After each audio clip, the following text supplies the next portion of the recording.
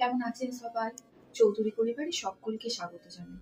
শরীরটা খারাপ থাকার জন্য আপনাদেরকে গল্প বলতে পারি না, তাও আজকে কতটা বলতে পারবো সেটাও বুঝতে পারছি না। যাই হোক, নিজের গুণে ক্ষমা করবেন। আমার ছেলের একজন বন্ধুর মা আর দুজন কমেন্টে আমাকে বলেছেন ভূতের গল্প শোনানোর জন্য। আন্তরিকভাবে তাদেরকে অসংখ্য ধন্যবাদ জানাচ্ছি। আজকে আমার নিজের জীবনে ঘটা কিছু ভৌতিক ঘটনা আপনাদের সাথে আমি পরপর এপিসোডে শেয়ার করব।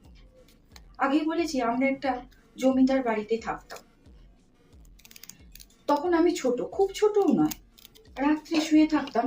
হঠাৎ দোতলার ওপর থেকে ধড়াম করে কেউ যেন বস্তা সমেত কিছু ফেলে দিল। মাকে বলতাম যে মা, কি পড়লো উঠোনে? মা বলতো কিছু না বস। তখন ছোট আমি আর আমার বোন থাকতাম। কখনো কখনো ঘর থেকে বেরিয়ে সামনেই বারান্দায় রেলিং দিয়ে উঁকি মেরে উঠোনের দিকে এভাবে চেয়ে দেখতাম, কিছুই নেই। আবার উপরে দোতলার ঘর থেকে শুনতে পেলাম নিচে রান্নাঘরটাতে ঝনঝন করে সমস্ত বাসনপত্র পড়ে গেল। রাত্রিবেলা যখন ওপর থেকে নিচে মায়ের সাথে খেতে নামতাম, দেখতাম সমস্ত বাসনপত্র গোছানো।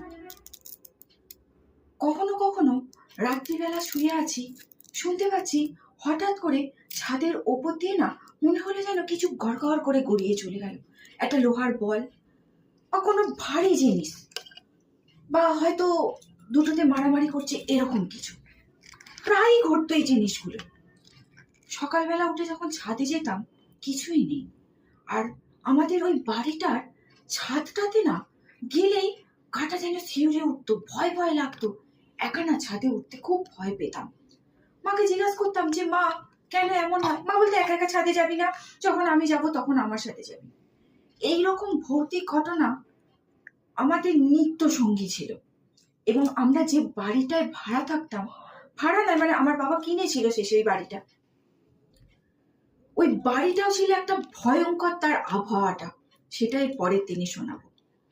আর কমেন্টে আমি আমার একটা ফোন নাম্বার দিয়ে দেবো, যদি কারোর এরকম ছোট ছোট জীবনে ঘটনা লেগেই থাকে, দৈবিক বলুন ভৌতিক বলুন, তারা প্লিজ আমার সাথে একটু যোগাযোগ করবেন, অনুরোধ করলাম।